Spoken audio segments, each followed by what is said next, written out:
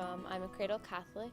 My family's always been Catholic, but I use the term a little loosely because it wasn't something that I always took into my own hands or really cared much about until about my freshman year in high school.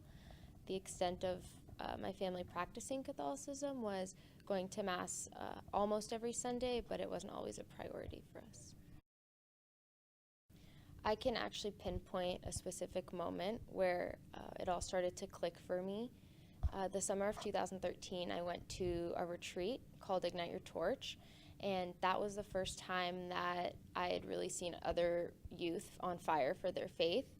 And it was the last night of the retreat, and we were in the big meeting room, and we were in the middle of adoration, which at the time it wasn't something that I was super comfortable or something that I knew a lot about. And the priest was going up and down the aisles of students with the Blessed Sacrament, stopping in front of every single one. And I remember feeling really nervous for him to get to me just because I didn't know what to expect.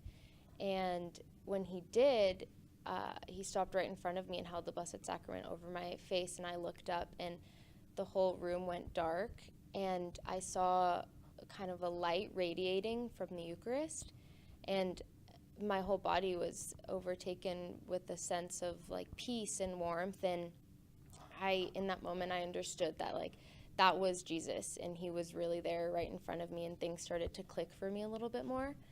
And since that retreat, I started taking my faith more into my own hands and learning about the faith with my family, and reading scripture is something that I really like to do now. So, I went to Anchor every Sunday, and I started getting more involved probably like sophomore year, and especially junior year when I was doing confirmation.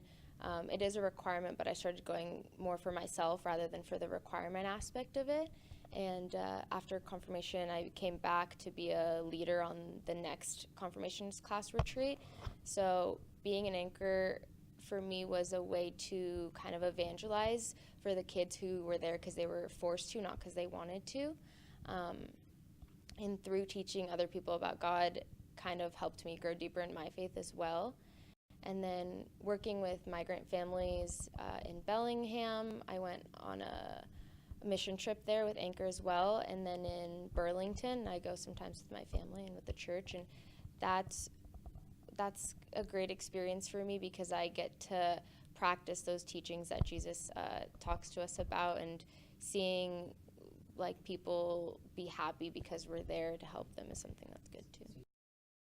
So when applying to colleges, I wanted to go to a Catholic university, so that was my top priority, because for me, I feel the strongest in my faith when I have a supportive community that understands that aspect of my life, because it's easier to live out your faith when you have those people there with you. So I knew I wanted a Catholic school. That's why I chose Gonzaga. And at Gonzaga, there's several things that I'm a part of that allow me to live my faith. One of them is called a Christian Life Community, and those are big on campus. It's just like a small group that you meet with once a week to talk about God and religion or just regular things going on in life, and it's a time where you can connect with other people who care about their faith as well as a Bible study group that I'm a part of, and we just do a scripture study every week. Adoration is something that I have learned to love, and I feel really lucky to be part of the Catholic faith because we have the opportunity to have the real Jesus Christ with us in that moment. But besides that, I really like confession as well, because the idea of being able to start over on a clean slate is kind of really comforting and something that I find really lucky. So my favorite Bible verse is Matthew 6:33, and it's about just focusing on God and then Him taking care of the rest. I like it because it teaches me to trust Him because He has a plan for us, and if you just focus all your energy just on Him, He'll take care of the rest. It's a life that I love, and the lives that it's made of, and the cloudy sky above, and the world